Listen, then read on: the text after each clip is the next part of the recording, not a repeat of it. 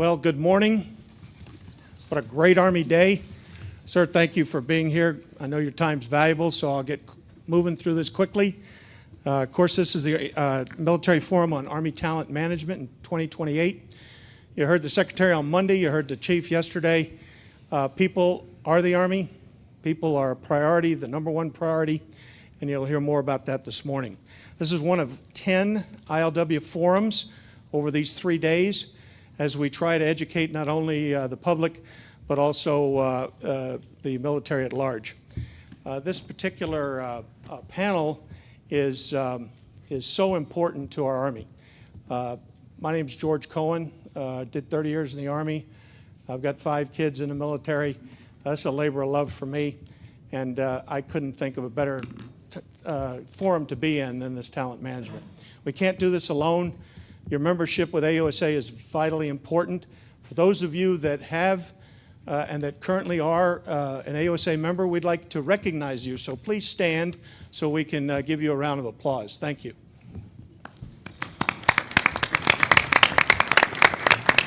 Thank you. Thank you very much. For those of you that are not, we would love for you. There's a quid pro quo here. For those of you, booth 307 on the floor, you can sign up down there, or you can go to the AUSA website. So we would really appreciate strength in numbers. So thank you very much. Again, dynamite panel, and I'm going to turn it over to General Seamands. Sir, over to you. George, thank you very much. Thanks for your 30 years of service, being a soldier for life. And the things that we're going to talk about this morning are going to impact your 5 children in the service. So thanks for the great introduction. Good morning, everyone. Thanks for coming to the Contemporary Military Forum, Army Talent Management in 2028. For those of you who are out of town, I'd like to welcome you to Washington, D.C., home of the National League champions, soon to be World Series champions.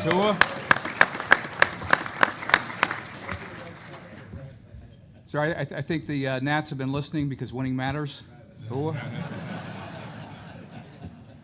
Talent management is so critical to our priority of people for a number of reasons. I would submit to you that talent management gives every one of our soldiers the ability to be the best version of themselves.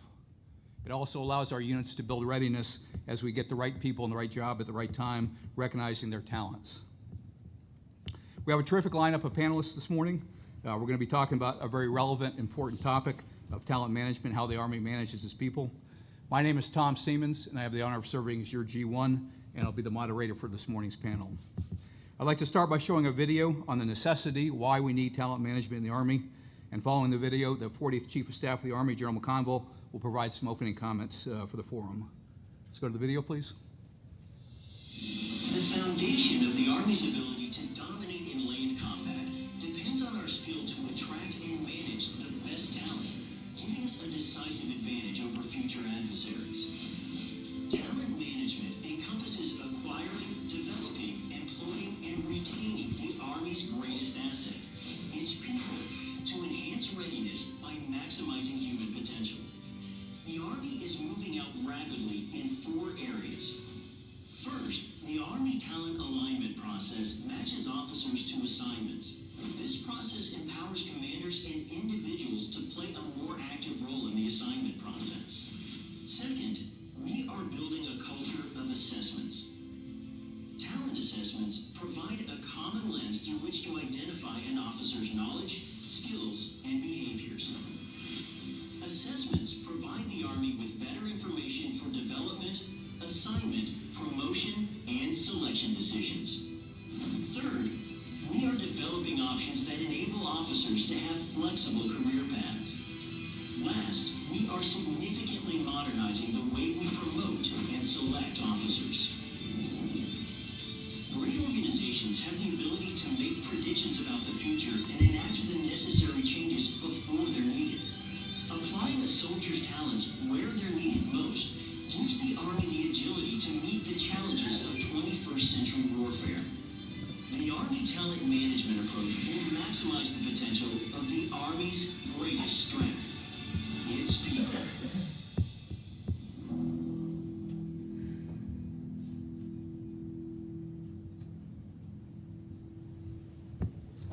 Ladies and gentlemen, the 40th Chief of Staff of the Army, General McConville. Well, hey, thanks, Tom. And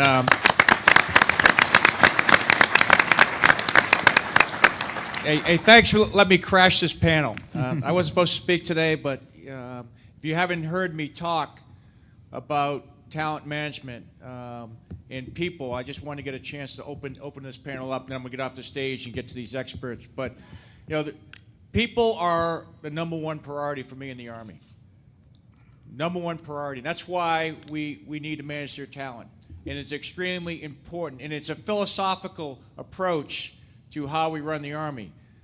We equip people. We don't man equipment. Think about that. We equip our soldiers. We just, it's all about the soldier. #1 priority. And so when it comes to talent management, in the future, we're going to have to compete for young men and women's talent. And that's what this is all about. We are in an information age, so we cannot be an industrial age Army. And so some of the things we're putting in place are going to recognize our soldiers, our civilians, their talents. It's knowledge, skills, and behaviors, and even preferences. And a lot of people in the Army, when we start talking about preferences, they get a little excited, especially some of the older folks. Like, you know, if the Army wanted you to do something, we would have given it to you. But I believe that if we know where people want to go and what they want to do, and we get them into those positions, we will have a much better Army. And we will, because winning matters. And don't forget that either. Winning does matter. And so the programs we're putting in place are going to take some time. This is going to change culture. You know, I learned a lot about this when I was a recovering G1. I didn't know anything about the personnel system. I knew nothing about the personnel system. I came out of Division Command and I started looking at our processes. And what our great personnel management doing is they were doing the best they could with what they had, the system they had in place. And they did it extremely well. But I learned along the way that, first of all, that we had 3 different personnel systems. Think about that. You know, we're a total force, but we have a personnel system for the regular Army, a personnel system for the National Guard, and a personnel system for the Reserve. So if you think about it, it's kind of like during the Civil War where we had different gauge railroads. So when you went from state to state, what would happen is you'd get to the state border, you would take all the cargo, you'd unload it, you'd break it, lose it, and then you put it onto the other train and you'd move out. Very inefficient and very ineffective. That is what happens to our Reserve and Guard soldiers right now. How many Guard and Reserve we have out there? Is that true? Pay gets messed up, personnel rate. So we want everyone on the same system, okay? And so we're doing that with the integrated personnel and pay system. The second thing I learned this when I was a 1-star in Afghanistan. I learned that we basically manage our soldiers by 2 variables. You're a captain of infantry. You're a sergeant of engineers. And what I found out was I was in Afghanistan. A guy named Millie and McConville. We were 2 1-stars in the 101st Airborne Division. You might have heard that other guy, right? And we were given the mission to go ahead and surge in Afghanistan and build out all the forward operating bases. And I had some great Guard and Reserve units there. And so I asked them, because we were in the industrial age, maybe the agricultural age, to fill out an Excel spreadsheet on what their talents were, what they did in real life. And I found out I had a supply sergeant that ran an engineering design firm and was an engineering designer. That sergeant is the one that designed all the bases in Afghanistan for the surge. That sergeant, okay? I learned I had a major that worked for the Texas Highway Department. And that major helped us build highways. And if you notice, I'm from Boston, okay? Socks on in, we're kind of hurting about that. But I'm from Boston, okay? And we don't have a whole lot of farms in Boston. We have pictures of farms, but we don't have a whole lot of farms. And what I found out, I had some great professional farmers from Nebraska and Iowa, and they stepped up these agribusiness development teams. My takeaway was we had this incredible talent in the Army that I couldn't see, because it was almost masked by the MOS in the grade. And I go, and we got to find that. That's why we're going to knowledge, skills, behavior, and preferences, because we want to manage people by about 25 variables. So you can tell us what your talents are. and then we can match them up with the job. And we think we get that matched up, that's gonna change things. We think we need to assess, and we need to compete for our soldiers, non-commissioned officers, and officers' talents. We need to compete for the best. Let's not find out who shows up. You know, I've read a lot on talent management, bleeding talent, and everything else, and people talked about 50% of the captains are leaving. Okay, well, 50% of the captains have to leave. That's just, you know, by physics, because we, you know, but here's the deal. Who's staying? And how do we compete for those captains with the most talent? And we have to compete for them. Let's not just see who shows up. Let's compete for them. Only about 30% of officers need to stay 20 years. Only 15% of enlisted soldiers need to stay 20 years. That's all we have space for. But let's compete for the talents. Let's go for the best. Let's go for the diversity that represents the diversity of the United States, and let's go after those folks and do it early on. The other thing you're going to see coming up, we're going to talk about is, just from where I sit, is I look at battalion commanders and sergeant majors as one of the most consequential jobs in the United States Army. And so we're going to implement a battalion commanders assessment program that's going to fundamentally transform the way we pick battalion commanders. Some people are going to like it. Some people are not going to like it. You're going to compete for those positions. You'll go through a process where you'll be screened by a board, and they'll take a look at your past performance, and you'll get so much percentage for that. And then you'll come to Fort Knox, and you'll try out a 5-day assessment. And some people go, well, wait a minute, what about all this stuff? This is hard, this is whatever it is. Well, I look at it and see right now we spend more time and money on picking an enlisted soldier in the Ranger Battalion than we do on picking battalion commanders. So we're going to change that. And what's going to change is, you know, right now we look at a officer's record for about 2.5 minutes to pick battalion commanders. And if someone slipped on a block or someone didn't have a profile, you know, they may not have the opportunity that they deserve based on their talents. So they have a chance to compete. So, you know, as we take a look in the future, you know, we're going to become an information age Army. And it's not going to be necessarily linear. It's not going to be industrial. And all these type things that are coming in place are going to allow us to be and retain being the greatest Army on earth. So I'm going to turn over to the folks that are actually working these things. Again, for me, people first, winning matters, we remain Army strong. Thank you. Ooh.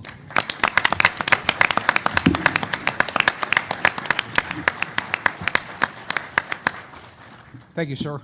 You can tell from the turnout today that talent management matters, and there's a lot of interest and focus on it. If you Google the words talent management, you'll get 690 million hits. So to put it a different way, if you were to spend a minute on each one of those websites, it would take you 41 billion minutes, 28 million days, but we don't have time for that. Fortunately, we have a great panel that's going to distill all that down into what it means for the Army to attract and retain the talent in 2028. We'll first hear from our panelists and then proceed into a question and answer portion. Can you put up the slide with the panel and the place to text? There we go. This is the panel, but more importantly not more importantly, I guess, but in the bottom right-hand corner, when we open it for questions and answers, you can text the word Army Talent, one word, to 21000, 21000, and you'll receive a welcome message. Following the message, you can submit any question, and we'll bring the questions up front. So without further delay, I'd like to introduce our panelists. To my right, your left, Major General J.P. McGee, who leads the Army's talent management efforts as the director of the Army Talent Management Task Force. He will discuss organizational reform and cultural change to adapt to the future. Hua?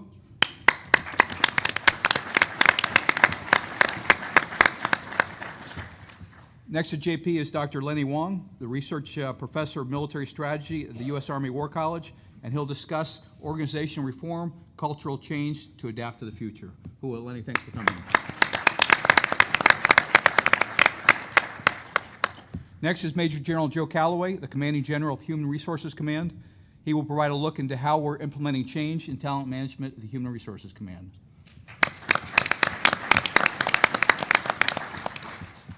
Next is Sergeant Major Wardell Jefferson, my Sergeant Major for the G1. He'll help us better understand enlisted talent management. Hooah. And completing the panel is Ms. Charlene Thomas, who is the Chief Human Resources Officer for United Parcel Service, UPS. UPS is a company that has become an employer of rewards, opportunities, achievement, and an employer of choice. The company's nationally recognized human resources initiatives focus on the idea of keeping the reputation of being the best package delivery company in the business. She has a unique perspective on industry best practices for human resources and UPS's innovative approach to managing its global workforce. Now we'll walk down the panel and provide 5 to 8 minutes each to talk about your areas of expertise. JP? Okay. Well, good morning, everybody. Thank you for attending. I'd like to first start off talking about, our approach and how we view 2028 and what that looks like for talent management. I'm going to talk about how some of the initiatives we're doing today drive us to that future end state. I'd like to end it with a scenario to sort of have you start to have a vision of how we can bring this all together and what this means for the warfighting capabilities of the Army.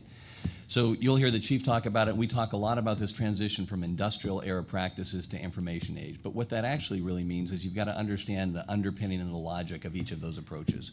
So, the industrial age was great until we had something a little bit better, but that really went with these sort of principles. It says an institution or organization needs to bring people in, needs to get them to a minimum acceptable level of competency, and then effectively you can employ them across the entire enterprise because they're all sort of good enough and the same. So an infantry captain's the same across the board and you can apply them. And if there's any sort of uniqueness, it's done on the margins and on the wings, and it doesn't really apply to the vast majority. It was the best approach that we had if we weren't enabled by information technology and we didn't know a lot about our people because we couldn't process all that information. It's encapsulated with the 2 key legislative documents that still run the way that we manage our officer corps, the 1947 Officer Personnel Act and the 1980 Defense Officer Personnel Management Act, which has been significantly changed, just last year with the 2019 NDAA. But if you take an information-aged approach, you say something different. You say you bring people into your organization, you start to find out what is unique about them, what we call talents, that unique combination of knowledge, skills, behaviors, and preferences. And yes, preferences are really important in terms of how we manage our people.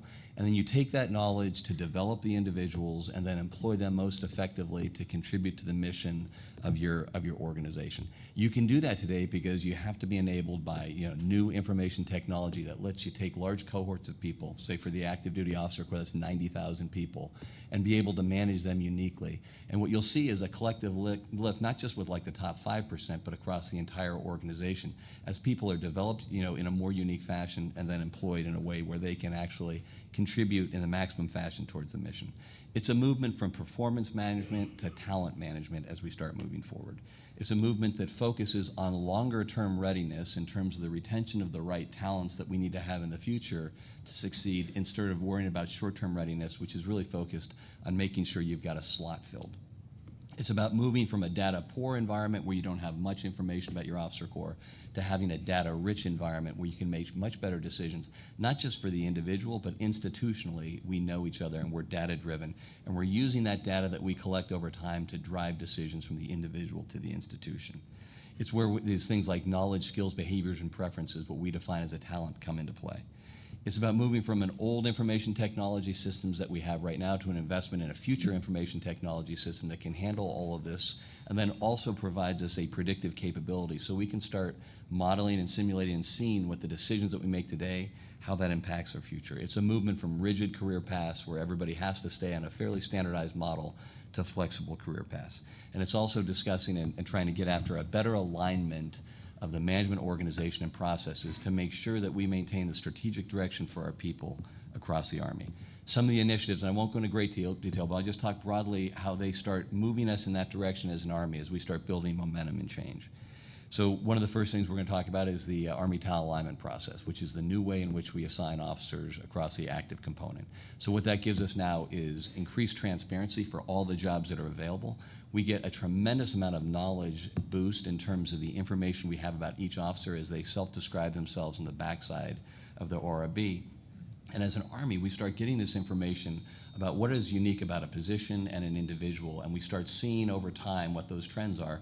What are the knowledge, skills, and behaviors of really successful battalion SREs? What is sort of unique about a particular job that allows us, that we need to be looked for? And you start having a queryable database and we're going to be able to use that information. The chief already mentioned the Battalion Commander Assessment Program, but really that's a bold step forward in terms of starting to add assessments, which are these objective measurements of people, into the whole management, as opposed to solely a subjective evaluation on an OER. Not that that's not always going to be central and important, but it's not the only thing that's going to determine how we develop, employ our people. We talk about bringing in, through direct commissioning, officers into the Army so they can take the skills and the strength of our nation in many of these fields and apply it to our warfighting mission as an Army. So as we go into this, this very uncertain and complex future operational environment, we have the strength of the nation, contributing to our mission. We talk about being able to opt out of promotion boards as a first step to be able to opt into promotion boards as a measure to establish more flexibility and more ownership for an officer of how they manage their career. We're moving forward with this idea of brevet promotion, so we can recognize those who are uniquely talented and elevate them into a position, and then they get promoted as soon as they're picked for that position. 770 slots from colonel to captain given to us. And then we talk about having merit-based promotion lists in terms of how we execute and sequence our promotion lists, as opposed to reverting back to just the date of rank. So in 2028, which is the focus of this, what does that all look like? We created an illustrative scenario, and I'll tell you what I think this potentially could look like for the Army as we face a future challenge. So in 2028, a geopolitical crisis erupts. It demands a proportional and tailored response for the Army. Leveraging big data through AI-enabled systems, advanced predictive analytics now allow Army senior leaders to select a targeted force structure tailored for this region. Army data and system engineers directly commissioned in the Army, because of their specialized civilian expertise, runs thousands of simulations on potential plans to pick the best approach for the crisis. Crowdsourcing through Army academic networks comprised of thousands of part-time civilian PhDs in unique fields help shape policy recommendations for senior leaders and strategic decision makers. Simultaneously, people operations specialists immediately assess the KSBs of tens of thousands of soldiers in IPS-A to fill a joint task force with critical abilities in UAV swarm management, disaster relief response, tailored regional languages, and advanced power generation. Led by officers groomed through succession planning for key leadership positions, this JTF harnesses the talents of officers, non-commissioned officers, and civilian from the Guard, Reserve, and active components. We receive world-class material and deployment support as a consequence. If this scenario sounds complex, it's because the future of warfare will be characterized by dynamic change, unavoidable uncertainty, and increasingly ambiguous scenarios. So there you go. That is my shot to make personal management sound exciting and sexy. Lenny? It's a great day for Army talent management reform. I mean, when you look at things, what more could you ask for? The Congress signaled its attitude when it said it's time to modernize the 38-year-old officer personnel system. Department of Defense signaled it's going to provide reinforcing fires in the National Defense Strategy when they said it's time for a broad revision of talent management in the armed services. The Secretary of Defense, when he was the Secretary of the Army, said talent management is his #1 priority. The Secretary of the Army backs it 100%. The Chief of Staff of the Army was a former G1 and is a big advocate for talent management. Casey Wardinsky, one of the early champions of talent management, is now the ASA and MNRA. The Army Talent Management Task Force has been reinvigorated and capably led. What more could you ask? The conditions have been set. Never has there been a time with greater potential for major transformational change in the officer career management system in the Army than today. So what could possibly hinder this historic and profound occasion? Well, the answer is, unfortunately, the Army culture. And so the Army culture consists of those discrete things that influence decision-making, that quietly affect our behavior that we never speak about, those norms and beliefs. And unfortunately, it's the Army culture that will drag its feet when Army transformation in talent management is attempted. Well, probably the first cultural line of defense that we'll see approaching talent management is actually, for that matter, it's always the first line of defense for any transformational change, and that is the perspective of, if it's not broken, why bother fixing it? And what that causes is, it causes us to ask senior leaders to acknowledge that the system that chose them for success, that selected them as exemplars of success, that placed in their hands the stewardship of the profession, That system is somehow flawed and needs to be overhauled. So it's perfectly rational for senior leaders to say to themselves, it makes no sense to go chasing a corporate fad and risk damaging the system that, while it's not perfect, is good enough. So this aspect of Army culture encourages uniformed leaders to patiently wait out those civilian zealots, hoping that despite all the high expectations of reform, only non-threatening initiatives like longer maternity leave, expanded childcare hours, and more mothers' rooms will result. Another factor that will impede talent management reform is the Army's egalitarian nature. The Army prides itself on being the service that leaves no one behind, that treats everyone the same regardless of individual differences. So it was egalitarianism that pushes back hard against offering opportunities to high potential individuals while denying those opportunities to those with lesser talent. So it was egalitarianism that in 2004 said, let's send all majors to resident ILE instead of just the top 50%. It was egalitarianism in the FY07 captain's exodus crisis that said, let's offer a retention bonus to all captains, regardless of their record of performance and future potential. And it will be egalitarianism that goes against talent reform when an initiative will highlight a talent shortfall in a particular branch, a source of commission, a subgroup, or a subpopulation. Another odd aspect of the Army's culture that will push back against talent reform is loyalty.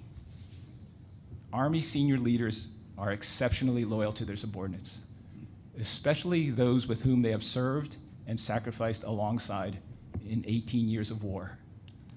There's a well-intentioned and totally understandable concern that altering the paths of success for these young warriors midstream in their career is essentially pulling the rug from out under them. That potent cultural norm of loyalty encourages the belief that maybe it's better to err in a way that honors their service, even if it ultimately inhibits the effectiveness of talent management reform.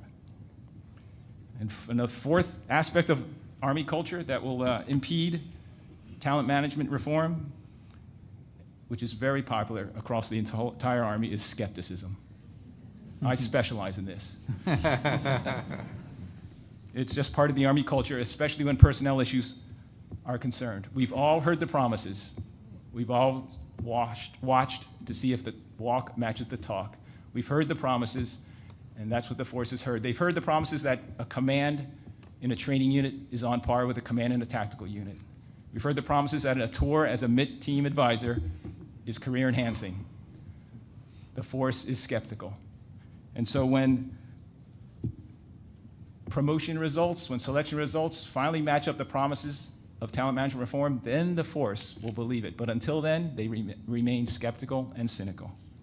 Finally, the Army rests on a foundation that extols the preeminence of the warfighter. From lessons learned in pre-commissioning, where order of merit is largely determined by PT results and platoon patrolling scores, to general officers bragging that they never served a day in the Pentagon, the warfighter is extolled and emulated. And this key component of the Army culture is often intimidating, but it's often underestimated in realizing how much it pushes back against reform. But unless the preeminence of the warfighter is preserved, the force will always be skeptical. And they will look askance at any talent management initiatives that try to put the right person in the right place at the right time. So how does talent management reform succeed in the Army without these foot-dragging effects of Army culture? Well, it begins with reform being embraced, owned, and promoted by uniformed senior leaders.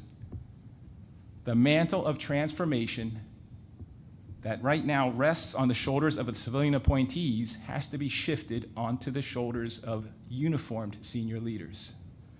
There has to be open discussion about how the world's greatest Army shouldn't put people into positions by making a phone call to an assignment officer, HRC.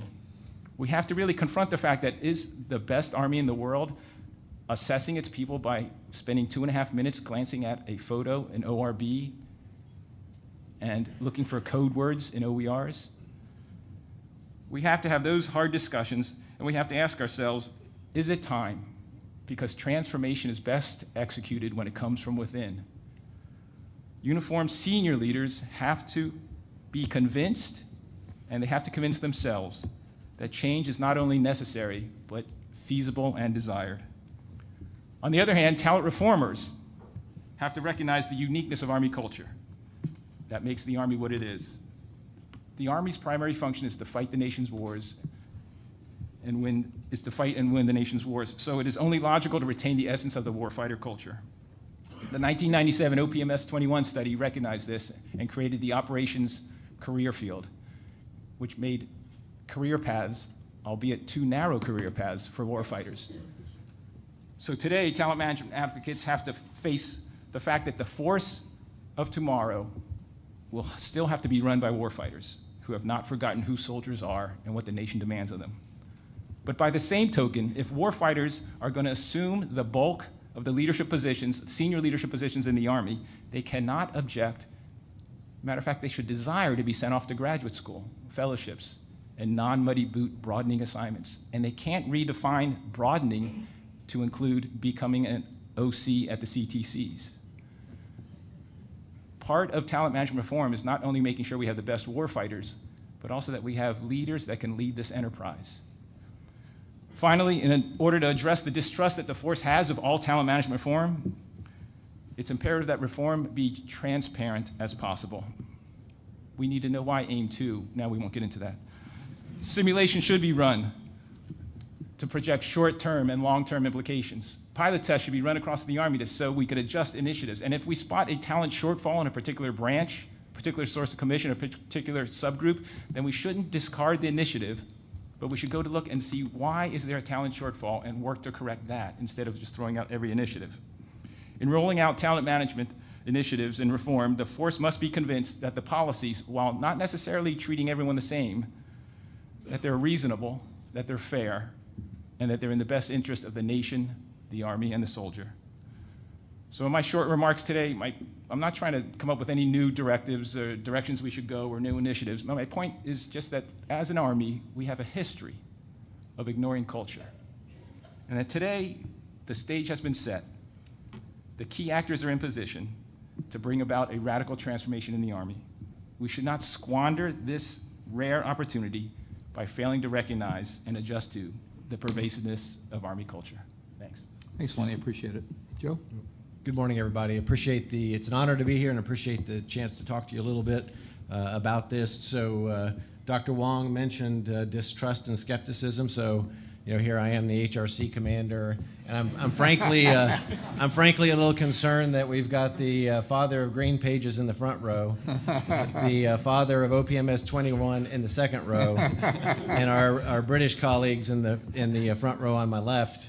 And I'm somehow the only guy with this mystery bag in front of him, which I'm a little bit afraid to touch, and I'm thinking someone's eventually going to light this on fire and ask me to put it out. So anyway, the people strategy was signed by the Secretary, the Chief, and the Sergeant Major of the Army late last week. Who has read that strategy? All right, so we have a couple. Well, guess what? Thanks, sir. Chief read it, so you guys need to get on it. But I think the people strategy is actually an excellent backdrop for this conversation today, because it talks about the strategic threat environment. And that strategic threat environment has China and Russia investing considerably in both technology and equipment to reduce our advantage and to close the gap of the advantage that we've had for as long as any of us have been in the Army. And so our people are our largest strategic asset, and that's where we've got to invest if we're going to keep our advantage, period. I mean, that is just what it is. Again, you guys, whether you're a brigade commander or a young captain or a major, you're the people that are going to embrace this, and you're the people that are going to make it happen, because equipment doesn't learn and innovate. Equipment doesn't think and lead through ambiguity. Equipment doesn't change a culture from internal to an organization and set up a culture of trust and judgment to build cohesive teams. It also doesn't exercise judgment. That's you guys. That's us. And so we have got to evolve to maximize the talent that is resident in the folks sitting in this room and everywhere else across all components and over time. And so it's a pretty exciting time to be the HRC commander because I'm the guy that's, or our team, not me, but our team is going to execute a lot of the things that JP talked about earlier. Let's talk just about a couple of those. So 30 or 40 years, how long have we had the same promotion system and the same way that we select officers for battalion command? It's been the same since I've been in the Army. I think since General Seamands has been in the Army. That's only a couple of years longer. I didn't want to age my boss out here. But merit-based promotions. We've gone from taking the person who gets promoted first simply because they've been around the longest to now we're going to promote the person first who actually a board judge had the most talent and had performed the best. BCAP, the chief talked about BCAP. We're going to do the same not only on the officer side in terms of OML-based promotions, and I'll let Sergeant Major Jefferson, he'll talk a little bit here about what we're going to do on the enlisted side. We've also done direct commissioning for our, General Hersey's here, for our cyber force. So we've got these authorities, and now for the first time we've got the authority given to us by Congress to assess people directly to a rank, up to the rank of colonel. Now, is that going to happen very frequently? No, but there may be unique one-off situations where we do that. But certainly, with skills like our cyber force, you're going to have to bring people in at the grade of captain or so to get the right skill set that you need to execute those sorts of missions. So for the first time, we talked about opt-out. So the February, anybody going to be in the eligible for the Lieutenant Colonel's Board that will meet in February? Not a single person. We got one. All right, congratulations. You're going to be the first person in recorded history to have the opportunity to opt out of that promotion board. And why is that important? Again, it gets back to people having the opportunity to pursue their passions and do what they care about. So you may have a unique situation where an officer would like to be an infantry battalion or brigade commander, but would also like to go develop a skill or get a PhD in data analytics at MIT, and they want to fit that into their timeline. So you will have those sorts of opportunities that you haven't had in the past. And although assignment information module, again, we're changing the way we manage assignments and the way we manage officers. So again, to the chief's point, that everybody is not an interchangeable part. And so that opened, AIM opened on Friday, and today we have, or as of this morning, 5,900 officers have put in preferences out of the 14,000 that are moving. Among those 5,900 officers who have input preferences, we've got 152,000 individual preferences about where they say they want to go. Why is that? And on the opposite side of that, units are going to have the opportunity to influence who comes to their formation for the first time. Are they going to control it 100%? No, of course not. And so I get the question all the time, well, what about readiness? How are we going to ensure that we maintain readiness and still do this? Are we going to walk away from our responsibility to develop leaders who can lead combat formations in combat? No. We are still going to meet readiness requirements regardless, because we don't have a choice. We have to do that. So moving forward, and I'm sure we'll have plenty of questions about AIM, so I won't beat the AIM thing to death, and look forward to your questions on AIM. We also have to develop laws and policies that allow greater permeability between service components, and maybe not only just service components, but how about between our civilian workforce and a military career? Something that we really haven't had, and it's just way too difficult to do it under the current system. So we have to develop, we're sort of at the nascent end of this, and we have to develop the analytics and the data needed to do this a little bit better. So, predictive assessments, diagnostic assessments, and again, you can read this. We just don't have those tools right now. So we need all these things. Why? You need that to enable talent management, obviously.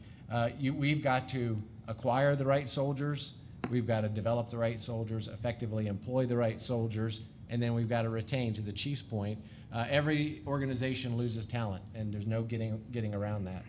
But we do have to find a way that we keep the best 80% or 90% of the top 20 or 25%, or whatever that turns out to be. And that's our charter as far as moving forward with this. And so our tool to do that, a tool of the future is IPSA. And I think the timing of IPSA and Line of Effort 3 fielding in December 21 actually nests nicely with where we're going in terms of JP and his team developing the assessments we sort of need, figuring out longer term what sort of data analytics we require to do that. And so we'll move forward in doing all that. So IPSA's coming, and again, I'm sure there's probably IPSA-related questions on this as well. But the goal ultimately is that we've got to evolve the way we assign officers, the way we assign our enlisted force, and evolve our assignment officers into talent managers. So our talent managers are not just calling you up like maybe they did when I was growing up and said, hey, you have the choice of 1 or 2. And that's evolved over time to, hey, we looked at your file and you have the choice of 1 through 7 based on what we see in your file. To a talent, not an assignment officer, but a talent manager who can say, hey, I know you went into AIM, here's my advice, here's what I know about you, and not just manage your next assignment, but manage you 5, 6, 7 years out, 10 years out, and manage your assignments over time so that you've got some sort of predictive path. Maybe you want to be an infantry officer initially, but your talent manager at HRC says, hey, you actually, based on the assessments in the system, you may be one of the people that we want to VTIP early to become a cyber officer or to become an AUSA or whatever the case may be. You don't have to wait to year 8 to pursue your passion like you do now. So again, we've got to evolve what they, and then over time, the HRC talent manager should be linked with the colonel's management assignment officer or talent manager should be linked with GOMO, so that we've got across time and space the ability to see the force. But again, it's a nascent capability now. We're developing the data we have and that we need actually to make those decisions over time. So getting there will require improved analytics. So we look forward to your questions on AIM. Honored to be here in talent management, and look forward to your questions. Sorry, Major. Thanks, Joe. I think the bag's okay to touch, so if you want to. We'll see. Sergeant Major, after the questions, sir. Sergeant Major, over to you. Well, good morning.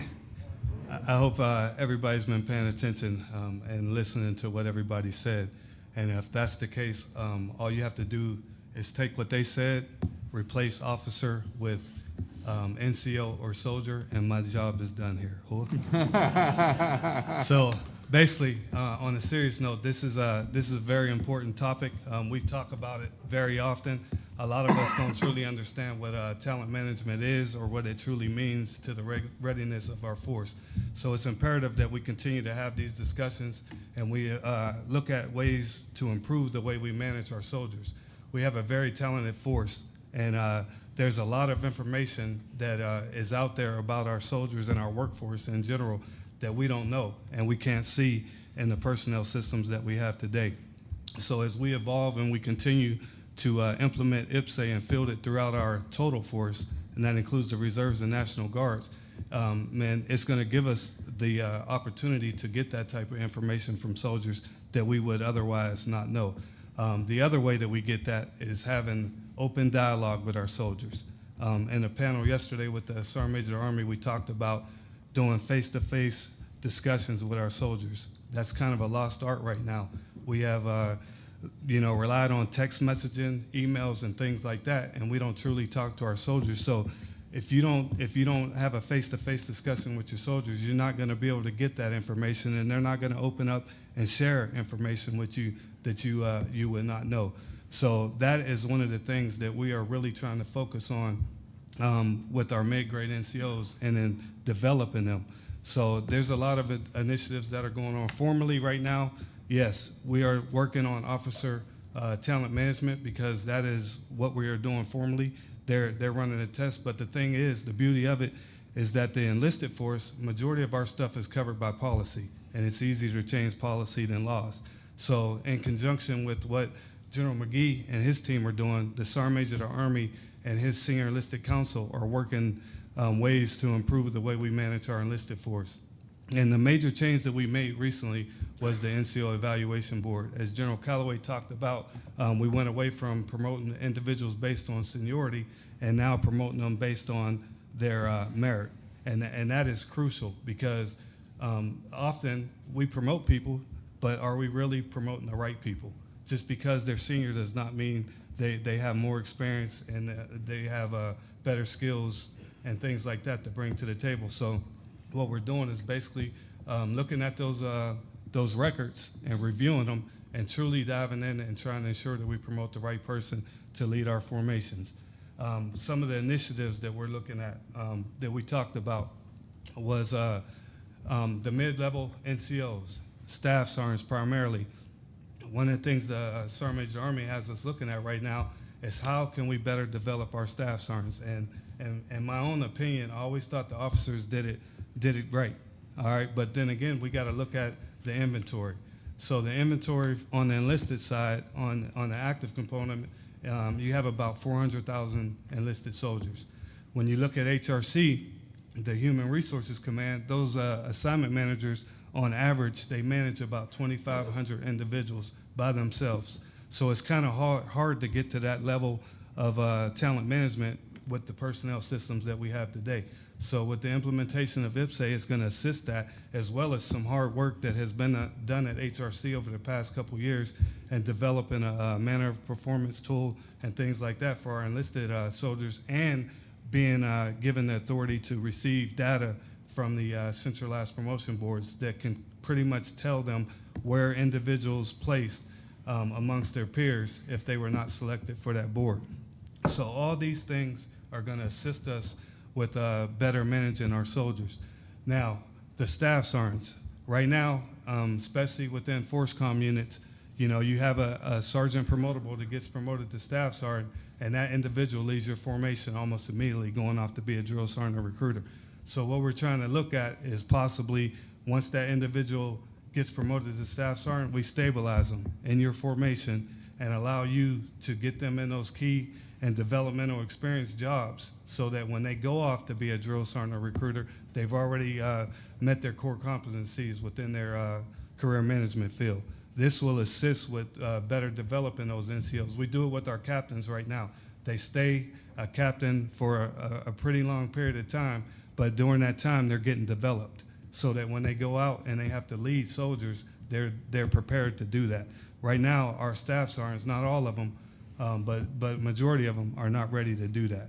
So we have to do a better job at preparing them. The other thing that we did as far as assessing soldiers, we developed the occupational fitness assessment test. And that right there, I mean physical assessment test, and that right there is testing those individuals' physical abilities to perform the duties that they need to do within the job that they want to sign up for. So that's going to assist. The other thing that we're looking at is an NCO special assignment battery test. What that's going to do is that's going to test individuals' abilities and see where they're better served, whether maybe in the future they become a drill sergeant, or no, based off of their test results or their assessment, they need to go be a recruiter. Because right now, we're doing some deep dives and screening to select individuals to go out and do these special duties, but is the current way that we're doing it the right way? Is that the most effective way? We don't know. So we have to find ways to do this. The other thing is developing our KSBs, knowledge, skills, and behaviors.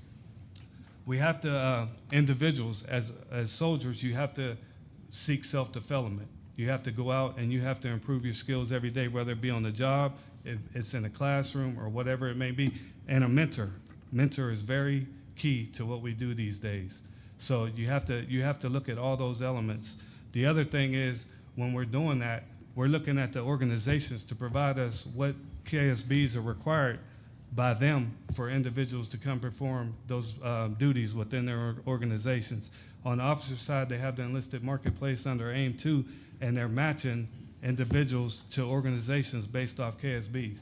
In the future, we're looking to do that for the enlisted force as well. HRC has used ASK the assignment satisfaction key for years, but they are currently right now working on ways to improve that, and they're running a pilot with 19 deltas and 19 kilos to have like an enlisted marketplace.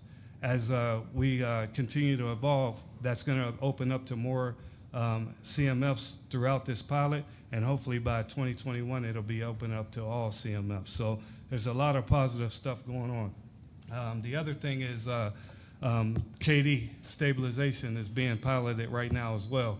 So a lot of your formations out there right now are currently going through a KD stabilization when they're leaving staff sergeants or NCOs in your formations long enough for them to get KD qualified. And it's 36 months right now. But if you come on a patch chart for deployment or whatever, there's a possibility you may be able to retain those individuals longer. But at the end of the day, we have to remember, we have to have a well-rounded soldiers, and we have to feed our TRADOC formation as well, because as we're assessing soldiers, you know, USAREC is assessing a lot of soldiers. We have to have great NCOs to go out and train those individuals and bring them into our formations as well. So I know I talked about a lot. We can go on forever talking about this, but I'm going to pass it over. But I look forward to your questions, and I hope that we can have a healthy discussion this morning. Thank you. Thanks, Sergeant Major. Ms. Thomas, thanks for coming in. Well, first I'd like to thank all enlisted, active, and retired for the opportunity to be here. It is not, I take it lightly, being here in the presence of the Army, that you provide the protection for us to be able to do our job. So I'd like to thank you all for your service. And on behalf of my CEO, Dave Abney, I thank you for the privilege to speak with you this morning. I do want to give you a little bit of background on UPS and kind of really talk about really the shared culture that UPS has, which is very similar with the Army as well as the Armed Forces. First, UPS is a 112-year-old organization. I know the Army is much older, but I do think for some in the room, it can kind of set the platform for really where we are as an organization and how really it aligns with where Army wants to go with talent management. I must thank Major McGee for inviting me to be here. I happened to meet him on a JCOC experience this summer. I was truly engaged by what the Army was doing, was letting him know, wow, this is so familiar. Even though I'm not at work, I feel like I'm at work. I also would like to acknowledge two of my coworkers that were with me. I have both a retiree, Ray Thompson, here from the U.S. Army, as well as my HR coordinator, Stefan Harris, is here to not only support, but also to take back some best practices. But we'd like to share kind of where we are on our journey and really encourage you with some of the same kind of struggles we are having with our organization when it comes to talent management. Yes, we are in a war for talent management. Yes, people are everyone's most valuable asset.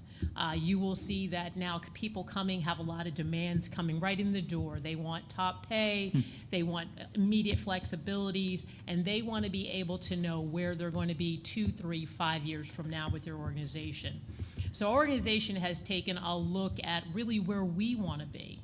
And in 2017, we started on our organizational and enterprise transformation. And currently, our HR function is in a transformation. And why did we do it? We're doing it for talent acquisition, talent management, and talent retention. All of familiar things that you're talking about today. And really, what we needed to do and what is always what organizations want to do is they want to reduce all of the manual, mundane activities that keep us from developing our people.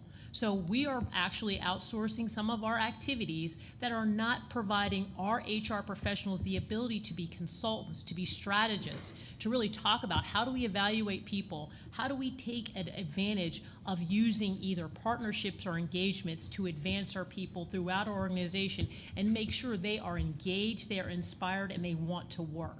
So I want to just kind of partner on something that you all are mentioning as far as your people first. We just adopted a new strategy which starts with customer first.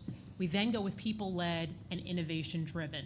And really the innovation of an outsource and a new operating platform through our HR transformation is going to enable us to have strategic analytic tools that our HR professionals will be using in 2021 to really advise our leaders, which you all have different battalions. We actually have divisions and districts to which we deliver our services that we will now enable them to identify who do they want to go after based on what geography talent is available, what kind of rewards are they looking for, and then really what kind of experiences can we provide in our organization that will mirror their aspirations to make sure we're attracting the right people at the right time and giving them the right rewards and incentives to stay with us.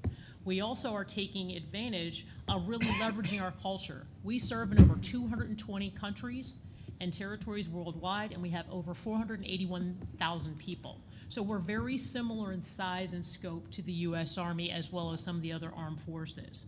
We are taking advantage of the fact that we did a culture survey just recently to make sure that our people that are actively with us, do they understand how to serve our customers? And if they don't, what do we have to do different to make sure they can do that? And then we're taking an opportunity to say, look, do they feel led? Because we really need to feel and understand where our people, where we're missing their needs. And then we have to make sure we're providing the innovative tools that they need to succeed and achieve on their job.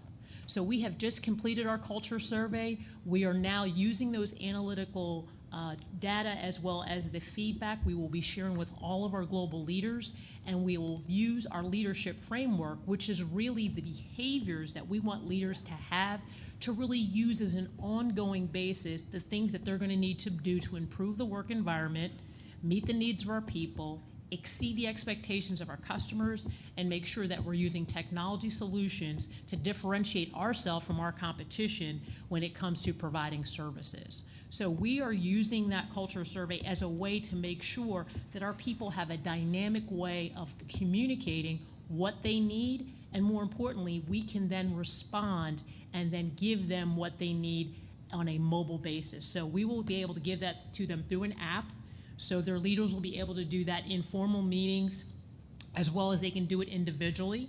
And we want to make sure that when they take advantage of this, that we have now a record.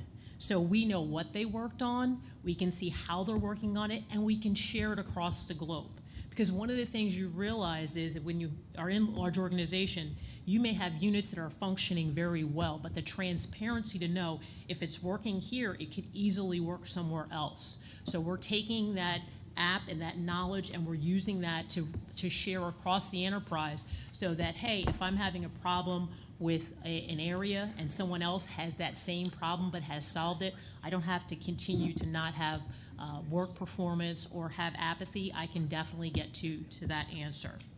A couple questions were posed to me that I'd like to tackle here, just to talk about really what we want to do to differentiate ourselves with our people.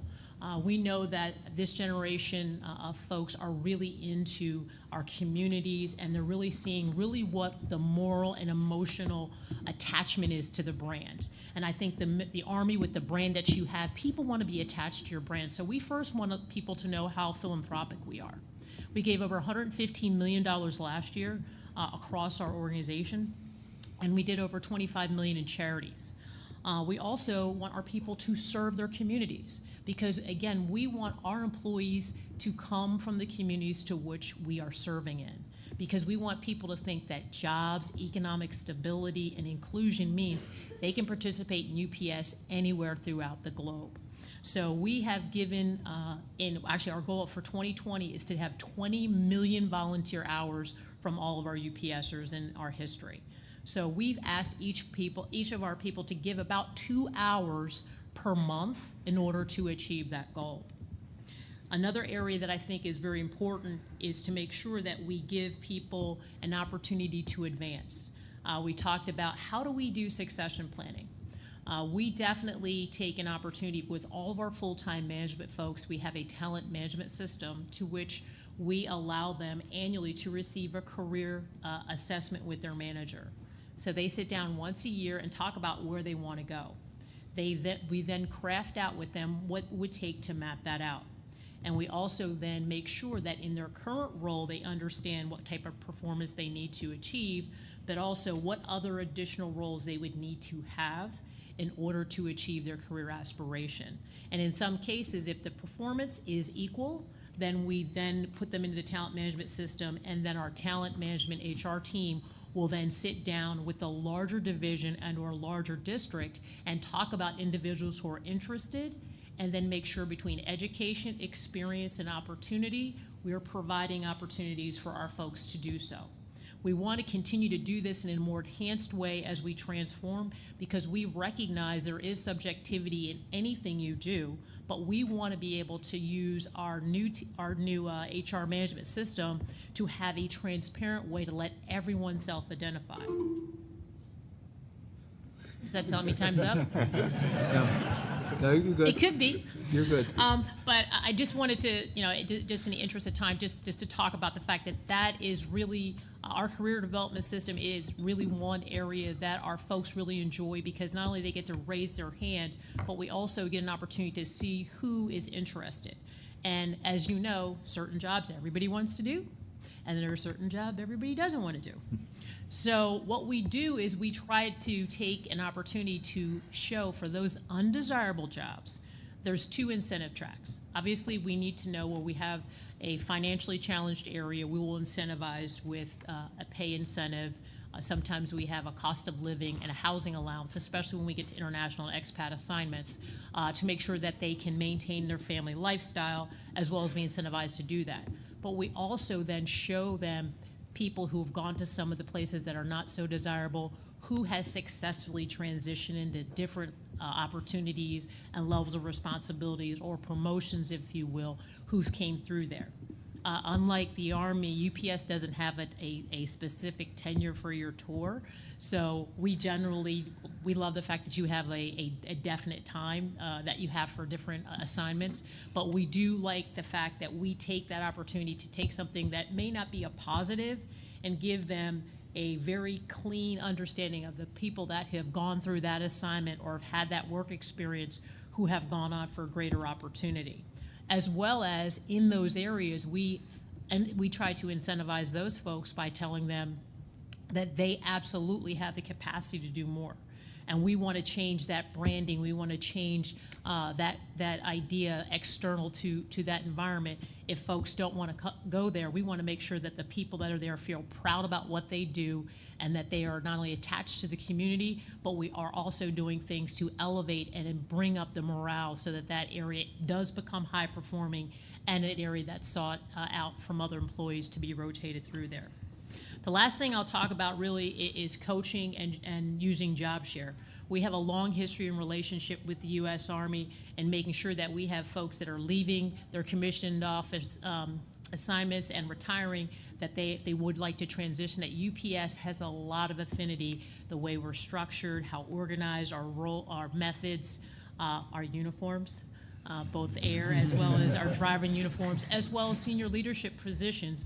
We've found a great affinity. In fact, two of my peers on our senior leadership, our general counsel is a judge advocate graduate, as well as a Marine, that are on our senior leaders at UPS. So we have a long history of relationships with the military, and we definitely know that military experience is well appreciated in the civilian world and recognized. And I'd just like to thank the opportunity to speak to you today and look forward to any questions that you might have.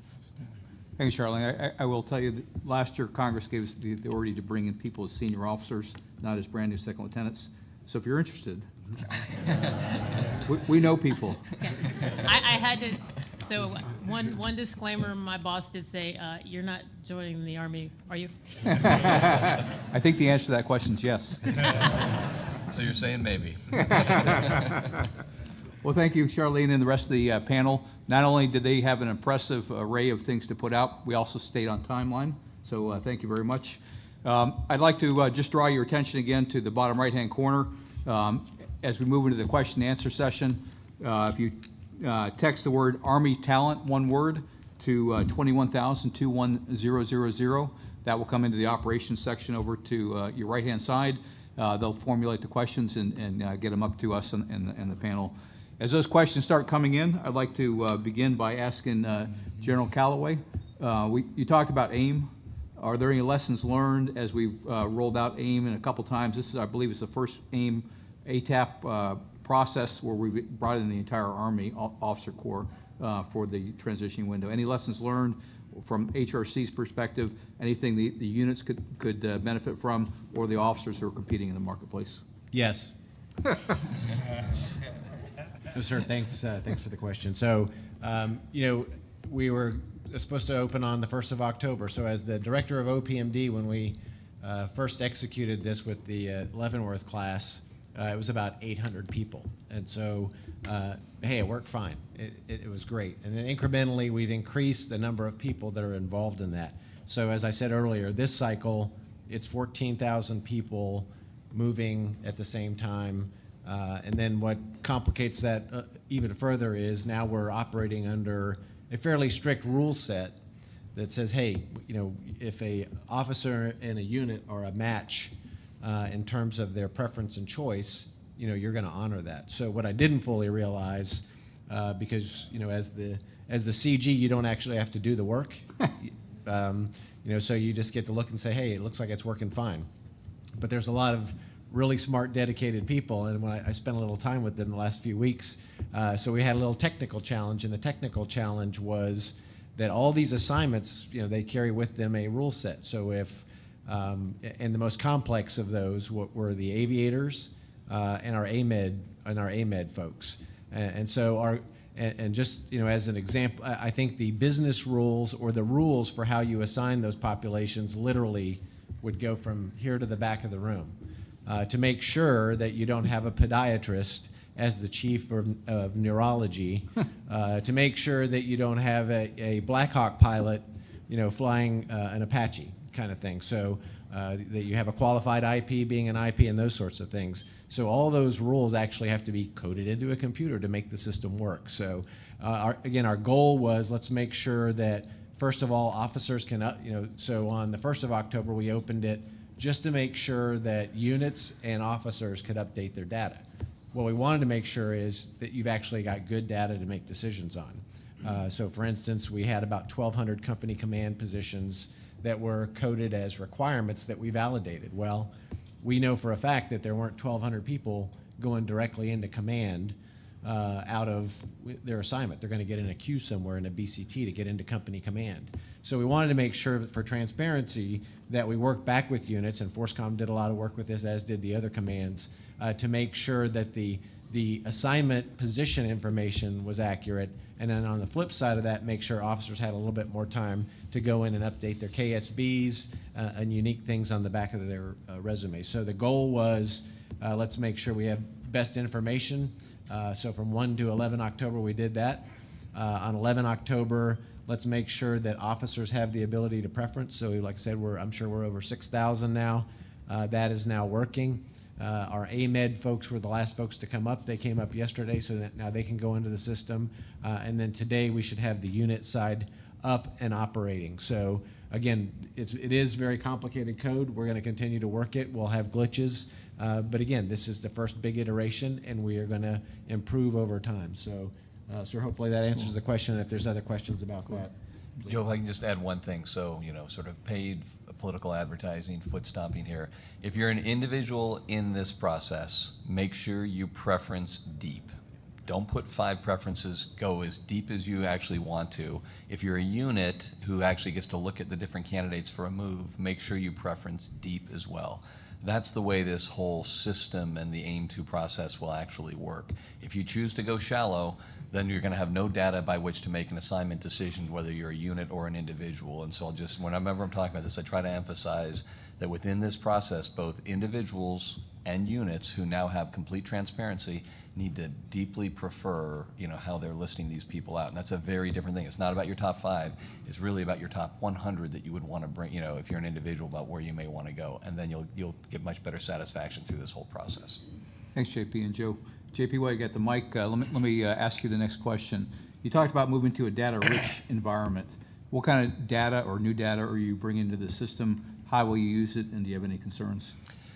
So I think I'll sort of hit the backside of this. I mean, as we bring in all this information, we've still got to follow all the rules and regulations for how we bring in information, and that's not going to change. I think over time, as we start developing this information, we need to be really mindful of how we secure this data, because this could be, you know, potentially used by an adversary. And so that's an additional piece on this as we start looking at how we collect this data. But I'll use an example that I think most of the Army is familiar with in terms of this movement from data poor to data rich, and how it can make us better both operationally and then maybe not have as some of the frustrations people would have.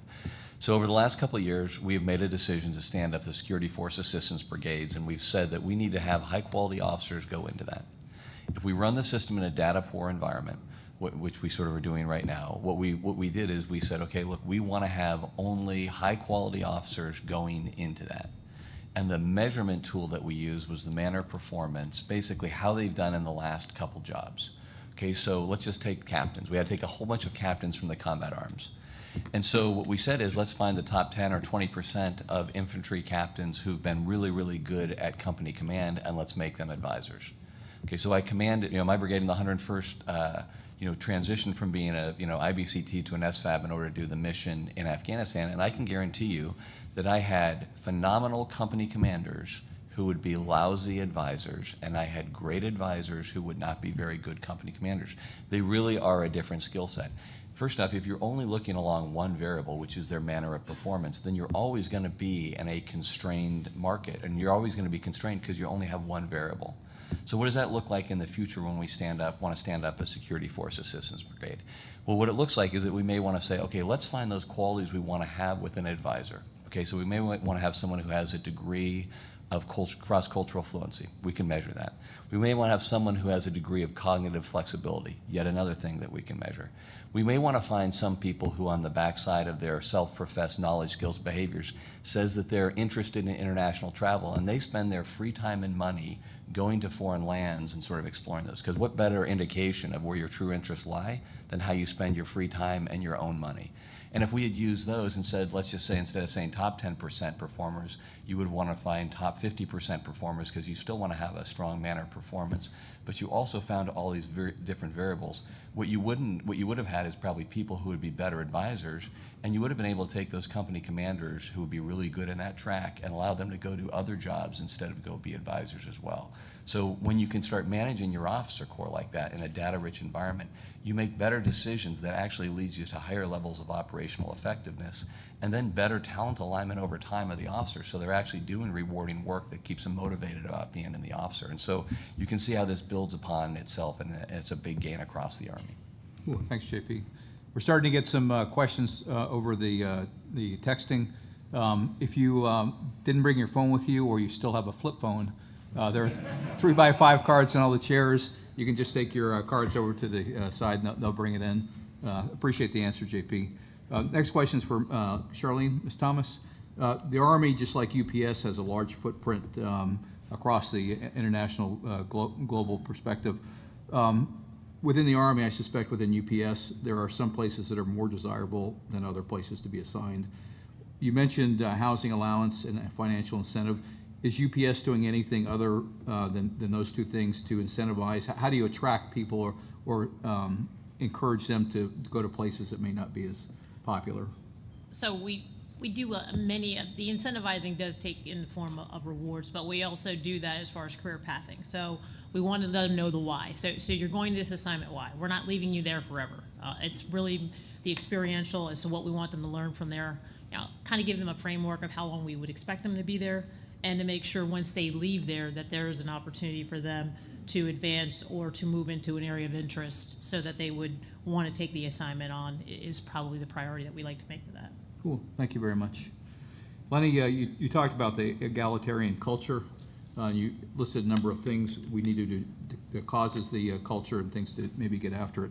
Can you give us, if you were running this and in charge, what would be your top 2 or 3 things you would do first in order to change the culture or set the momentum? As far as setting the culture for egalitarianism, I think there's 2 imperatives that our institution faces, and that's the functional imperative, and that is, are we here to fight the nation's wars or not? But there's also a social imperative, and that is, do we need to be representative of the society we serve? And those 2 imperatives compete. And I think senior leaders have to take an initiative and say, which one is it? Is it the functional imperative or is it the social imperative? Because they compete, and we can't pretend they don't compete. And so if we say 84% of this population cannot pass that assessment, well, what are we going to do? Do you want to say the functional imperative is subordinated in this case? Are we willing to take the risk? Or did you really believe in that functional imperative to start with? And then now we have to address the root cause. Why can't 84% of this population pass that assessment? Well, let's address that. Or should we throw out the entire initiative? Or another solution is just lie about it. and just give up fake results, and then we'll all just brief it well. So that's one area. The other thing, as far as being egalitarian, is I think, believe it or not, Army people are very nice to each other. And so we hate giving bad feedback. We love to, when we write an OER for somebody who's lousy, we write it as if they're good, but we code it that they're lousy. Because none of us want to tell another person that they're lousy. And we're asking a system to separate people out, and we as people have to be able to tell someone else, you're not the best. I know everyone up to this age that you've lived to have told you that you're the best, but you're not. We still love you, but we're not going to give you that assignment. And I think that's the problem. We've lied to people because it hurts us to tell someone else, you're not the best. I am. No. And so, so that's two things. That's what I would do, is we have to train our leaders to tell people kindly that they're not the best. And the other is we have to ask, what's better at this time, the functional imperative on this initiative or the social imperative? Lenny, thanks for those thoughtful, candid, honest remarks. I think I think lying's bad, though, just for the record. Sergeant Major, as you look at the NCO Corps in the year 2028, what do we need to do to make sure that we capitalize on their talent better? Okay. I think first and foremost, sir, is that we have to prepare our leaders for the future. And I think we're taking steps to do that right now by the training and the assessments that we're doing right now. Some things that have also been incorporated. Yesterday during the Eisenhower luncheon, the Sergeant Major Army presented the first 11 expert soldier badges to soldiers. That's one of the initiatives that was designed to prepare our soldiers to lead the future. So what it basically is they receive training at their organizations on basic soldier skills, skill level 1 tasks, and it assists them in becoming better leaders.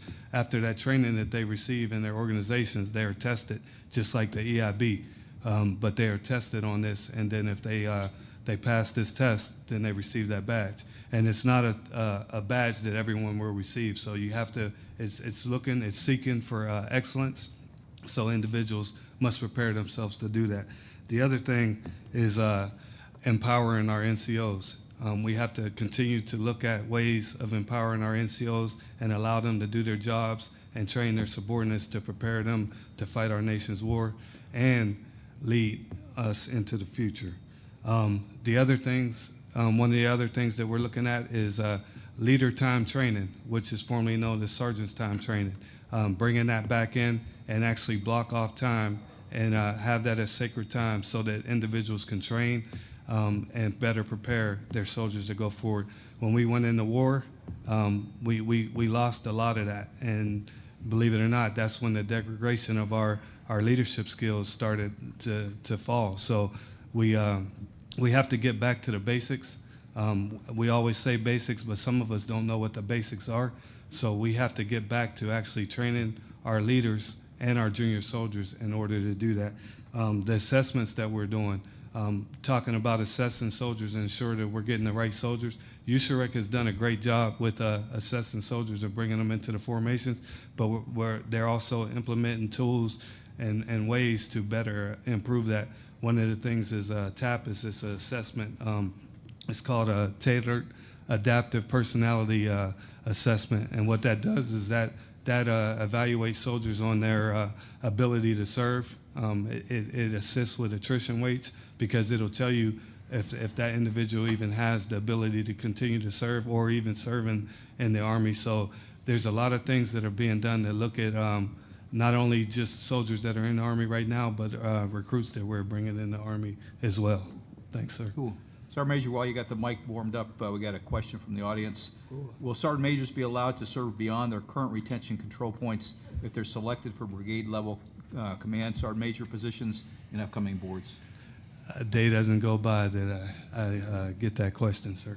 So yes, with the NCO Evaluation Board, we're looking at ways to kind of do away with the retention control points. So what we're going to do, this evaluation board, it's no longer a promotion board. So when we assess your records at these boards, we're looking at you for schools, assignments, broadening opportunities, as well as retention. So if you're an individual, like say for instance right now, Sergeant Majors can only serve till 30 years unless they're in a nominal program, and then they currently go to 35 years, depending upon what level they're working at. If you are one of those individuals that fall in that category, and a board assesses your record and they say that you're fully qualified to continue to serve, or you have potential to go do greater things in the Army, regardless of what your retention control point is, you could continue to serve. There's going to be some stipulations on that, though. If your CMF is healthy and there's other individuals that can continue to grow and replace you and serve in those positions, we're not going to allow individuals to stay there, because then we're going to get back to where we're trying to get away from, stagnation. Because in the past, that's what was happening. We had SEER, non-commissioned officers stand in the Army, and that was preventing the junior NCOs to go up. So we were losing a lot of talent because those individuals were getting out of the Army because they seen no room for growth. So the short answer is yes, but there will be some stipulations applied. For our great NCOs across the formations, what's the best way for them to keep informed on the changes and how we're doing? Is there a website? Is there a place they can go to get answers? So you always have the Human Resources Command, their website. There's a lot of stuff there, but what we are really using right now is the Army Career Tracker. There's a lot of information that's being placed on the Army Career Tracker to keep our enlisted force, as well as, I'll just say our force in general, informed.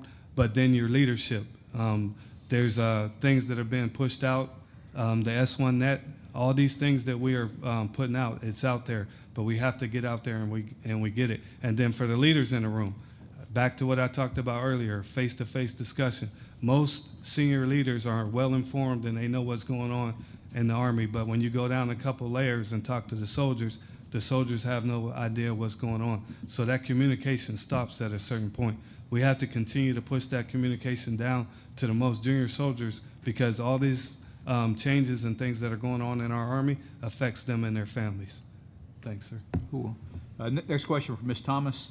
How did UPS build employee trust in the mentoring and coaching system that you described?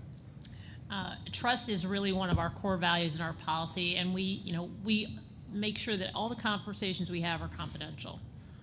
We know that many times when we sit down and have discussions with employees about advancement, about work appraisals, that we're trusting that we are building the individual.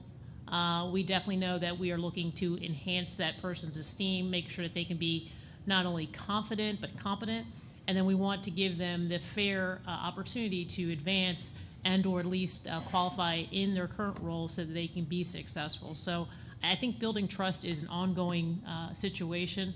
And it really starts with the individual direct manager, but it also starts with the individual as well, to make sure that to be trusted means that you have to also have the ability to trust your boss and be trusted of your boss. So we want to make sure that's a reciprocal relationship as well, so that individual knows that all things said in confidence are meant to be held that way. Thank you very much. For JP, how can we continue to ensure that commanders select a diverse workforce within AIM-2, and are we worried at all about nepotism? So there really are three, when you start talking about AIM-2, and this is probably a good one for General Calloway and I both to answer, but when we talk about AIM-2, and what we've really done is we fundamentally moved down to the brigade commander level, the ability for a brigade commander to hire their own teams in coordination with their division commander. So now colonels have that hiring authority to bring that in. With that comes a tremendous amount of responsibility and frankly a lot more visibility on how we do that. And so I think there are three things that we need to make sure that are managed, and we've actually built in a check at the end of this to make sure it's being done responsibly. So the first one that frequently comes up is performance distribution. So geographically unfavorable locations aren't disadvantaged. So you don't have, I mean, let's be honest, Fort Polk is sometimes hard to get people to go there, and that's not a surprise to anybody in the Army. But there are probably a lot of people who actually really want to go to Fort Polk if they're given a better chance to go there. But one of the things we're going to do is we're going to make a check to make sure that there are no locations through this new process that have been significantly disadvantaged in terms of performance distribution that under, in comparison to the way we would do it with a normal system. The next concern that comes up frequently is there a concern about nepotism? And I would say, yes, there is a concern about nepotism. But I would also begin it with this question. Under the current system, how in the world would you know whether anybody is actually just hiring the people that he or she has always hired his entire career? There is no built-in check, but with this new system that now becomes a little bit more data-rich, we're trying to find a way to make sure you're not just hiring people who've always worked with you. It's a little bit more difficult like that because I think we would all agree there is a piece of that that's okay and is sort of expected, and then there's a piece of it which is unhealthy for the Army, and trying to sort of manage that is really hard. So within this marketplace, there's always two approaches we had. Are we going to regulate this in terms of how we do this, or are we going to illuminate it? And specifically with the idea of nepotism, what we've said is that we want to illuminate that first to see if there is an issue or not. And if there is a significant issue, then we probably have to establish some regulations. I think going in, though, we're going to trust commanders to exercise this responsibility effectively. And the final one is this whole issue of diversity. So you don't just hire people who, look a certain way or act a certain way. And diversity is in all sorts of different, maybe not just from a certain unit, and then all the other ways we look at that. With this new system, we're going to have a much more robust way to be able to identify that, and we're going to be able to see whether commanders are actually meeting Army guidelines, following the letter of the laws we've outlined in the X order, and how they're doing that. And that's going to be an interesting discussion as we start seeing the choices that are made by commanders. But I think at the core of what we have done is we've decentralized some of this, is that we're trusting brigade-level commanders to exercise this responsibility effectively. And if they don't, they'll be notified and held accountable for it, and I think that'll be a very uncomfortable conversation to have. Joe, anything you want to add? I think he answered. It killed me. I think JP answered it very well. The other thing, matter of fact, the gentleman seated to your far right taught me a very valuable lesson. So Calloway, growing up, learned this lesson about the time he was a colonel. And so he hired somebody that would eventually work for me. And that's somebody given, I knew who the people were in the pool. I said, hey, sir, I trust you. You pick who you think's the best. And then he picked the person, and I said, holy smokes, I never would have picked that person. And, because I would have picked somebody at that time that really was more like me. That person turned out to be the most valuable member on my team. Guess what? It was because that person was exactly not like Calloway. They had all the skills that I didn't. They liked to do the things that I didn't. So I would just, that was an invaluable lesson for anybody, and hopefully you'll learn it a little younger than I did. But JP's question is right on, or his comments are on target. We do this for the battalion command slating. We go through that, and the brigade command slating, and go through that pretty thoroughly to make sure that we are ensuring diversity across the force in all of our formations. And now with this system, we'll have the tools to before we approve the slate, do a same sort of assessment. Did we make the right decision in terms of talent at each location and in each unit, and in terms of diversity in each location and in each unit? So again, we will evolve and learn and get better. But at least we have the metric in place to be able to take a look at it. So. Joe, if I could just reinforce with one additional point. We actually have at least a pilot that was done with this. It was called Green Pages, run by the Engineer Corps. And what they found is that when they actually executed that with that population, is that those people who were given a hiring authority sort of entered into this process thinking who they were going to hire. But when they saw the totality of the talent that was out there, they made significantly different choices, because they weren't just limited to their own personal experiences. They saw the entire inventory of talent that was available, and they made really different choices than the choices they thought they were going to as they came in. And I think that's now something that's not just within the Engineer Corps, but it's being expanded across the entire Army. And I think it's going to be really interesting to see how this gets executed. If we can shift a little bit to BCAP. JP, there's a lot of talk about BCAP. First, how do you avoid undermining the senior rater input through the OER? And second, could you also speak to how the program will be implemented and will apply to brigade commanders? Okay. So I'll hit the last one first. We have not yet figured out how we're going to do this for brigade commanders. That's work that is ongoing, and I think it's going to take a little bit of time for us to figure that out. So when we're looking at, so I think that's a work in progress right now. I think obviously the things that we're looking at to select someone for a brigade commander will be a little bit different than what we're looking at for a battalion commander. So the chief talked about it, but at the core of the battalion commander assessment program is not a recognition that we had a bad selection system, because I think we had a pretty good one. But the question was, is this the best possible way for the Army to pick someone to put in this critical position? And what we said is there's probably a better way. And then we ran these pilots down at Fort Benning, and it really confirmed both how our approach should be and then how much value this potentially could have. And so what will happen is 833 officers are about to get a notification that between about the 15th of January to the 5th of February, they need to report to Fort Knox, where they're going to undergo a 5-day process that's going to include physical assessment. They're going to be required to take an APFT. They're going to go through some psychological screening to see whether they've got any issues that should be able to go into battalion command. They're going to take a writing. We're going to take a writing sample and see how they communicate themselves in the written form. They're going to be evaluated how they verbally communicate. And I think it's also important, and they're going to go through a panel process with, there's going to be a series about 5 high-ranking officers who are going to go through a panel process with those officers. And we're going to take the collection of all that, and we're going to add in as the single largest factor how they have actually performed, but based on their review of the last promotion board. I'm sorry, I'm saying that not very clearly. How they performed in the centralized selection board process will be carried forward and weighted heavily in terms of how we pick the next group. But we're bringing in and folding in a whole bunch of different pieces of data. And the simple premise is that better relevant information about who to pick for battalion command is going to lead to better decisions about who we're going to put in. And we think through this, and another piece of this I didn't mention, we're also going to fold in subordinate and peer feedback. We pick the subordinates, we pick the peers to find out what type of leaders their peers and subordinates. All that information comes in the totality of the assessment for who we're going to put in battalion command. And I think it's going to be really interesting, the information that we gather, the insights that we have, and the choices that we make in terms of individuals we put in this position of critical importance to the Army. Thank you very much. We have time for one last question. I'd like to ask Dr. Wong. Lenny, how do you see the choice affecting our culture? So for the first time ever, officers will have a bigger say in their choice in terms of where they go. Units will have a bigger say in the choice of who comes there to their units. How do you see that affecting the culture? I think it's a good thing because everyone enjoys the choice, but we have to be careful of our broken expectations. And because just because we have a choice doesn't mean you're going to get it. And so I think, and to counter that, the process has to be transparent. So people have to see, oh, okay, I made this choice, it wasn't fulfilled, and this is why. And if they understand that, that will prevent conspiracy theories from emerging, from just the skepticism running amok. Cool. Thank you very much. I'd like to open up to the panel for any closing thoughts before we close out the session. Ms. Thomas, anything you'd like to add? Yeah, first I want to humbly apologize, JP Major General. I do apologize. It's quite all right. I know it's a life of service. If the talent management system in the Army worked, that's where I would have stayed. Absolutely not. The one point I'd like to really bring home is diversity and inclusion. Really that trust and really the engagement with the employees, that they have to feel that their voice is heard. They have to know that they're meaningfully to the organization. That's one thing as we talk about talent. They have to know you truly care, and they really want to know how they can and be included. It's not just about having a diverse a person at the table. Is their voice heard? Are they respected?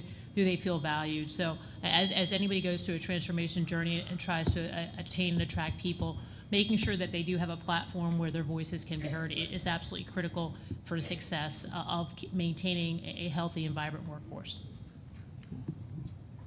Major? Sir, I'd just like to add on talent management. At the enterprise level, we're developing a system to better do this, but we have to remember that there's a few phases to talent management. It's the initial phase where HRC identifies the right individual to go to the right place at the right time. But as that individual arrives to your duty location, the leadership has to take on the role of talent management as well. And that is very important on how do you utilize that individual and how do you develop that individual while they're under your care. The other thing is the individual themselves. They're going to have a lot of opportunities to provide input as we improve this process.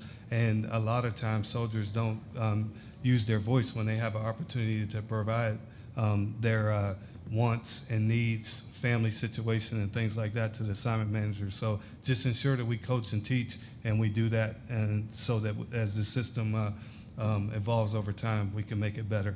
Thanks. I enjoyed the questions today, and I appreciate it. Thanks, sir. Joe? To reinforce the Sergeant Major's point, it's not just about mentoring those folks when they enter your formation. So as the brigade commander, the battalion commander, whoever you may be, your role in mentoring and reaching out to other senior leaders to advocate for people, to talk about talents, to talk to your subordinates about, hey, here are your options, that kind of thing. Absolutely critical to make this system work. So again, if you've got feedback for those of you that are in the AIM market and moving, if you've got feedback about how we make it better, suggestions, please engage, whether you send a note directly to me, you do it via the AIM website, whatever it is. We want your feedback. So appreciate your patience this morning, and thanks for what you're doing. Lenny? Although a lot of people don't believe it, I'm actually optimistic about, about the way things are going. I just want to make sure that senior leaders especially look beyond the talking points. Cool. Thanks. JP?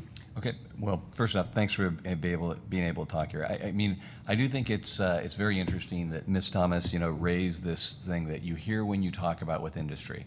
And what they talk about is that they are in a war for talent, because they understand the outsized impact of people to the accomplishment of their mission. And they don't call it competition, and they don't call it anything else. They call it a war. And we've got to understand that within the Army, that our most talented are going to contribute the most, and we need to start changing the ways we manage our people so we can draw that out and make sure that we're retaining and employing and developing the most talented so we can be successful in future combat operations. And that's the next piece I want to make is, we talk about preferences and people start to say, well, this is about making everybody happy. No, this is about ensuring that the Army wins future wars. This is about the development, employment, and retention of war-winning talents to fight against near-peer threats in the future. Okay, and you don't do that with antiquated systems, and you don't do that with systems that grind off choice and don't make people feel empowered by having some ownership of their own. And when you start to look at what a future conflict looks like against a near-peer threat, you talk about them having populations that are larger than ours, formerly an advantage of ours. They look at having an economy that is larger than ours, once our advantage. We look at an adversary who has closed the technological gap, and so it's very, very close to what we have. So we need as an Army to maximize the potential and power of our people so that in a future war we show up with the right war-winning talents and then start conducting operations and then win. And then finally, I would just like to say to everybody who's listening, because there are a whole lot of officers here, both listening, across the internet and listening to this, is that everybody loves change until it impacts them. Okay? So everybody is very, very eager to tell me how I need to change aspects of other, it's going to impact other people, but they don't like it when it impacts them. And so what I would ask you to do is understand the change, embrace the change, provide all your skepticism and helpful comments in terms of making that better. But don't be someone who is resistant to this, and make sure that you are embracing the change as it's going to make our Army better and more ready to win future wars, which really is at the core of everything that we're trying to do. Thank you. Thanks, JP.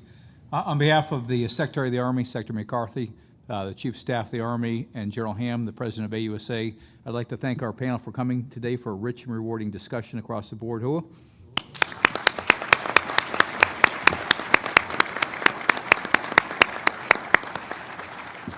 I would also like to thank everybody who took time to be here today or to monitor and stream it. We need your help. I mean, we got a lot of great people thinking about this hard and complex subject, but we're not going to get after it, and we're not going to get after it right unless we get help from across the board. We got a lot of great questions. Didn't get a chance to talk about all the questions, but the questions will be answered, and they'll be posted on talent.army.mil.